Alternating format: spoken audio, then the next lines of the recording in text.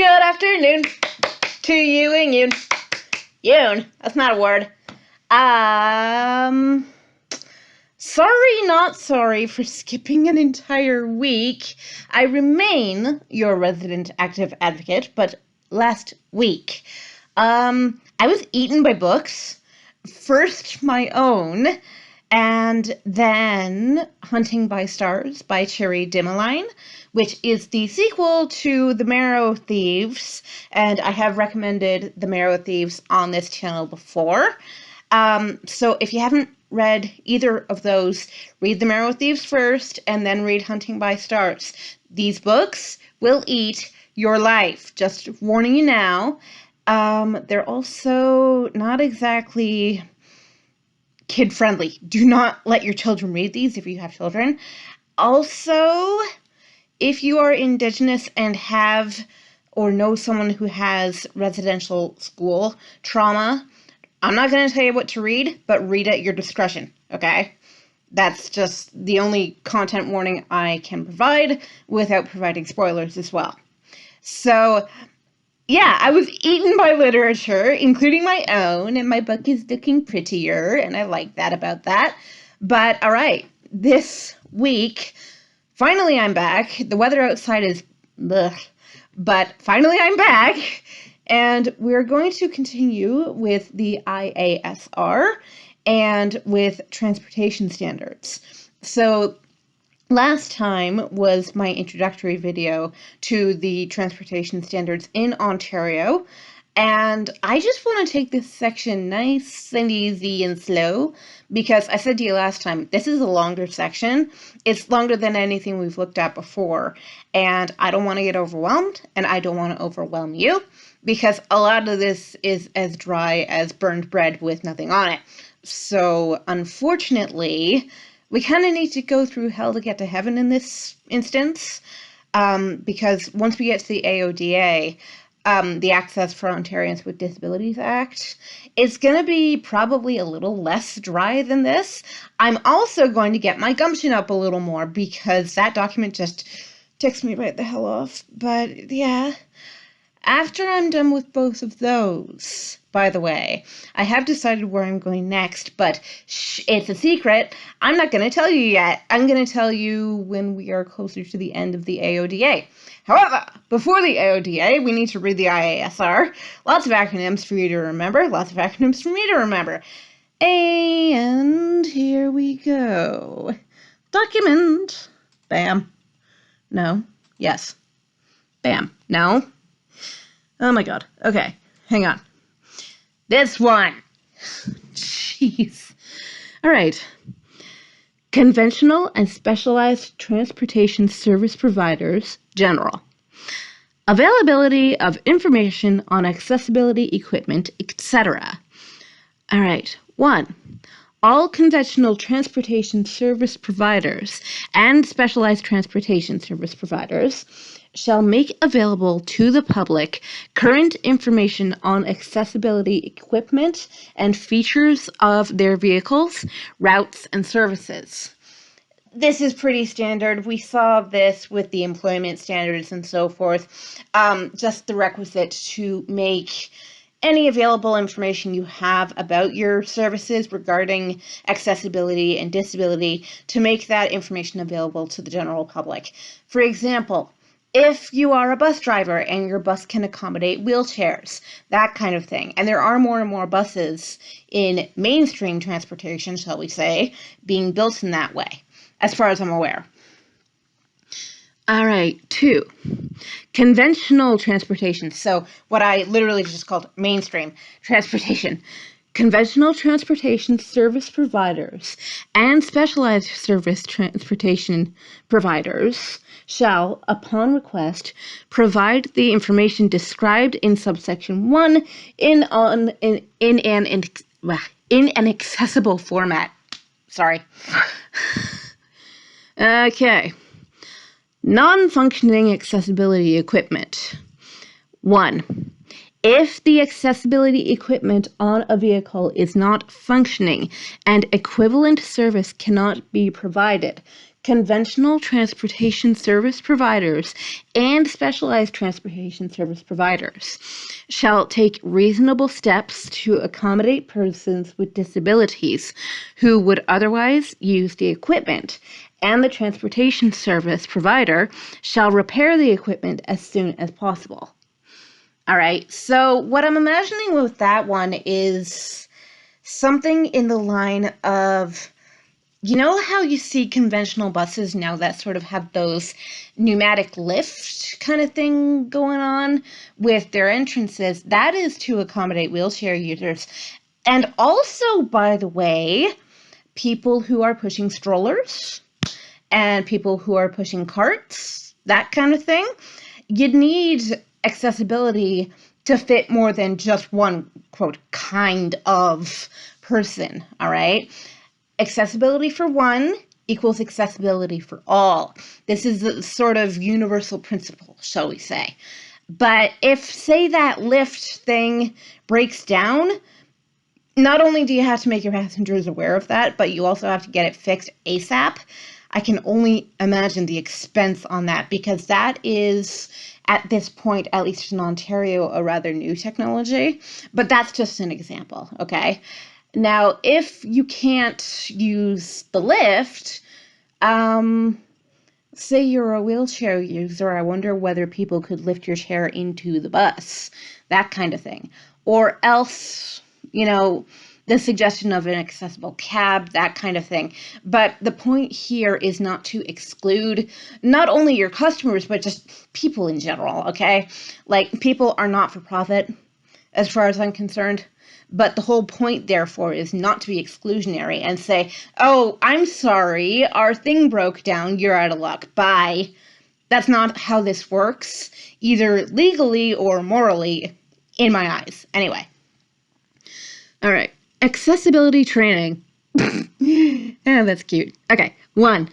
In addition to the training requirements set out in Section 7, conventional transportation service providers and specialized transportation service providers shall conduct employee and volunteer accessibility training. Okay. In my city, have a service called paratransit. That's accessible busing for us, okay? I'm not going to say that the drivers are hit and miss. It's the entire system that's hit and miss, because these people are not getting paid enough to do what they do. They're not, okay? And I happen to know for a fact that they don't have a union. So that's not good.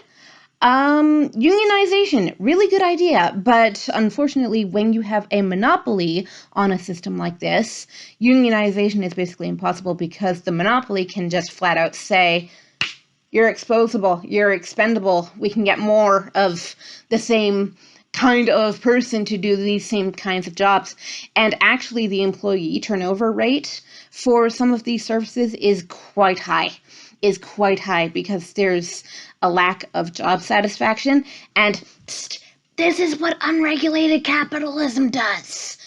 Just an FYI, in case you're not familiar, I am a dyed-in-the-wool socialist. Moving on. 2. The accessibility training shall include training on A. The safe use of accessibility equipment and features. B. Accessible modifications to procedures in situations where temporary barriers exist or accessibility equipment on a vehicle fails. And C. Emergency preparations and response procedures that provide for the safety of persons with disabilities. Okay, so an example of this in terms of transportation, and I'm going bigger here, okay, I'm not sticking to just buses, but pre-boarding on an airplane is an example of this. Usually you will see pregnant mothers or people pushing wheelchairs or people pushing strollers. They get on first, or elders who have a harder time moving around, that kind of thing. They may be using a walker or a cane. Those are the people who are pre-boarded, and that is largely for safety's sake, so that people are not overwhelmed in the crowds. and also so that they can find their way safely to where they're supposed to be. All right, that's a very large scale example, but the same kind of thing usually happens on buses. You know, you'll see like the younger, quote, abled people making way for the sorts of people that I just laid out there. People with disabilities, mobility disabilities, you know, pregnant mothers, that sort of thing. All right. So yeah, that's what that concerns. 3, conventional transportation service providers and specialized transportation service providers shall keep a record of the training provided under this section, including the dates on which the training is provided and the number of individuals to whom it is provided. Yes, saw that in previous sections. I'm moving on. All right. Emergency preparations and response policies. 1. In addition to obligations that a conventional transportation service provider or a specialized transportation service provider has under Section 13, conventional transportation service providers and specialized transportation service providers, they could have eliminated like half of that. A, shall establish, implement, maintain, and document emergency preparedness and response policies that provide for the safety of persons with disabilities, and B, shall make those policies available to the public. Seriously, people, this is why reading these things is daunting. Cut down on your language. If I had done my tutoring job with this thing, it would be so much easier to read. Okay. 2, conventional transportation service providers and specialized transportation service providers shall, upon request, provide the policies described in subsection 1 in an accessible format. Okay, so again, that's the same as before with other policies. All right. Fares and support persons. 1. No conventional transportation service provider and no specialized transportation service provider shall charge a fare to a support person who is accompanying a person with a disability, where the person with a disability has a need for a support person. Okay, I mentioned that accessible transportation that I use in my city. That's a pretty basic rule on these transportation services. However, they basically mean like an additional fee, because I have gotten on with other people before who are still charged normal bus fare, which I think is fair because it's still a body on the bus. But for them to be charged extra, that is illegal. And you've seen that also in other policies throughout the IASR so far. 2. It is the responsibility of a person with a disability to demonstrate to a transportation service provider, described in subsection 1, their need for a support person to accompany them on the conventional or specialized transportation service, and to ensure that the appropriate designation for a support person is in place. I have issues with that one because I have literally no idea, A, how people could tell or not tell, and B, how that's enforced. I doubt that that is very heavily enforced. Like, if you get on the bus and say that you need your interpreter with you, for example, if you are deaf or hard of hearing, you may need someone to interpret for you, because if you speak in sign, then people are only going to be able to, understand the interpreter who is translating for you, because sign, by the way, is another language unto itself. But the whole idea behind this one is that service workers need to be identified or identifiable. Like I say, though, I don't really get how that is, A, an issue, or B, how that could be enforced. So I'm basically advocating here for non-discrimination. Like, if someone else gets on the bus, who cares? But I might not be understanding this point properly, and my lovely, wonderful associate and advisor will be able to associate and advise on this one, because maybe it's going over my head. I don't know. It just seems stupid to me. All right. Transition in existing contracts. Oh boy, this is going to be interesting. Okay. Where a conventional transportation service provider has, on June 30th, 2011, existing contractual obligations to purchase vehicles that do not meet the requirements of Section 53 to 62, the transportation service provider may honor the existing contract. Okay, I actually did see this happen with that paratransit service that I was talking about. I think it was later than 2011. Actually, I'm almost positive. But they got a whole bunch of different buses added to their fleet. And the first time I took one of these new buses, I fell off one of the steps and hurt my ankle kind of badly. But I wasn't like, I was still able to walk and stuff, but just not used to the new layout. But I don't think they had the transition strip put down, or if they did, I just flat out did not see it. But that's what they mean by up to date in terms of accessibility regulations. So if you're already on contract to receive, say, 5, 7, 10 new buses, what are you gonna do? But in my view here, they should paint on those transition strips, because those buses were not the best decision that the company ever made. I'm sorry, they weren't. But mind you, this is me speaking from personal experience. All right, you're gonna have a different experience than me, obviously. All right, transition and existing vehicles. 1. Conventional transportation service providers are not required to retrofit vehicles that are within their fleet as of July 1st, 2011, in order to ensure that the vehicles meet the accessibility requirements of sections 53 to 62. That one ticks me off because the AODA was only implemented in 2005. And a lot of those vehicles are going to be older than that year. Not to mention the fact that the previous regulation stated that you didn't need to honor the new regulations as of 2011, or like for vehicles made pre-2011. And even now, you're still going to have a lot of vehicles that are that far out of date, I would think, because buses, I imagine, are quite expensive to make and replace. So that one ticks me off, because you're basically putting capital ahead of human requirement, and that doesn't jive with me. All right, 2.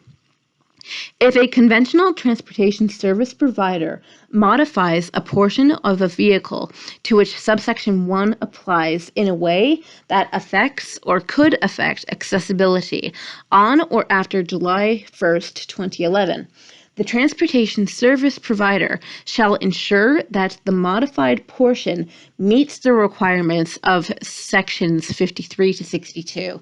Okay, so basically they're attempting to undo the potential harm that could be caused by the previous 2 regulations here. But, I mean, like, if you're getting contradictory facts here, like I say, not very well written, and you need to think this through a little more. 3.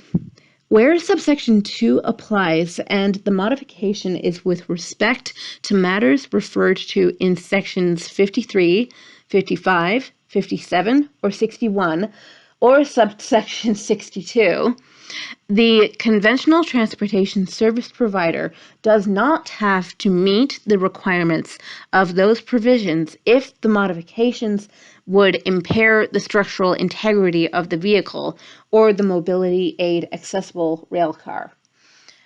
For that one, structural integrity, yeah, that is actually pretty important, because if you mess with the entire structure of the thing, it's gonna wreck the vehicle, theoretically. It depends on what you're doing, honestly. Like, painting a railing a different color, or painting the edge of a step a different color, so that people who are colorblind or people who are like blind, or visually impaired anyway, can distinguish between where the step ends and, you know, where the next one is, that kind of thing, or tell where the railing is, usually up to your left. You know, that does not inhibit the structural integrity of the thing. But if you have to put in more steps or take out steps, that kind of thing, that could be a trick and a half. Or if you're putting in a ramp, or if you're putting in a lift, that kind of thing, that could be potentially not that good for the bus. It depends on where it is and when you're doing it and all this sort of thing. But there's a lot of fine print there, I think. And again, that can be, you know, kind of unnecessary in these sorts of documents. I think a lot of the point of a lot of these documents, and this is just me being a political cynic, but is to not do something while looking like you're doing something, really. My phone is ringing, and I'm going to ignore it because I'm already this far in. All right. Conventional and specialized transportation service providers' accessibility plans. Accessibility plans, conventional transportation services. Literally, that's the subheading to the heading I just read. Okay. 1. In addition to the accessibility plan requirements set out in Section 4, in their accessibility plan, conventional transportation service providers shall identify the process for managing, evaluating, and taking action on customer feedback. Right, so as we've heard before, feedback is kind of important. I have no idea what kind of message they're leaving on my phone, but it's got music, and it's annoying. Anyway, yeah, customer feedback is kind of important, but when you get accessible transportation in cities, sometimes there can, as I said, be a monopoly. I'm not saying that the services themselves are intrinsically bad. In fact, they are intrinsically good. But if you do the wrong thing with the right tool, it's not going to work. It's like using a hammer to screw in a screw. You need a screwdriver to do that. You can still get the screw into the wall using the hammer, but it's going to come out looking ugly. All right? It's basically a matter of deciding where your priorities are, quite frankly. Is it capitalism or is it socialism? Basically, is it money or is it people? Okay, those are your options. Pick one. I'm grossly oversimplifying, but those are your options. Pick one. 2. Every conventional transportation service provider shall annually hold at least one public meeting involving persons with disabilities to ensure that they have an opportunity to participate in a review of accessibility plans and that they are given the opportunity to provide feedback on the accessibility plans. I have literally no idea whether this has ever happened. I'm going to have to ask someone who might know more about this than me, i.e. my lovely advisor. Lovely advisor, has this ever happened? Call me tonight. Okay, bye. 3. If the provider of conventional transportation services also provides specialized transportation services, the transportation service provider shall address both types of transportation services in its accessibility plan. Good job, Mouse. All right, so basically it's just an expansion on the above. Not too much longer, I promise. We're almost done. Accessibility plans, specialized transportation services. 1. Specialized transportation service providers shall, in their accessibility plans, A, identify the process for estimating the demand for specialized transportation services, and B, develop steps to reduce wait times for specialized transportation services. Okay. In Canada, and I'm in Canada, I'm in Ontario, which is why I'm reading this. specific document, we currently have a ever-expanding top-heavy portion for our demographic pyramid. If you don't know what a demographic pyramid is, it can focus on different aspects of the demographics you have in your city, in your country, in your province or state. But in terms of age, both Ontario and Canada are becoming increasingly top-heavy. So, in other words, we have more old than we have young, okay? With age comes disability, all right? That needs to be understood by the Canadian government, by the Ontario government, even by my municipal government. With age comes disability. With disability comes requirements. I'm not going to say special needs or special accommodations. These are requirements. I gave the example before of you go into a meeting room and there's no light bulbs even. There's no table for you to sit at. There might be chairs but no table kind of thing. How are you going to take notes, and let's say you don't have access to your laptop. You're just going to make notes off your lap trying to see what you're doing with no light. All right? Technically, that's the natural state of things, but light bulbs, in this case, would you consider that an accommodation or would you consider that a requirement? It all depends on how you look at it. It all depends on how you spin it. So, yeah, as the population continues to age in Canada, we're going to need to focus on what people really need.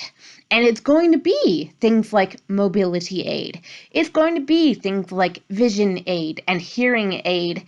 I don't mean the tool itself necessarily. I mean more access to, say, learning ASL, or for people who may lose their vision, it could be greater accessibility around the built environment, around the outdoor environment, more contrast, better kept paths, these sorts of things that can make life much easier.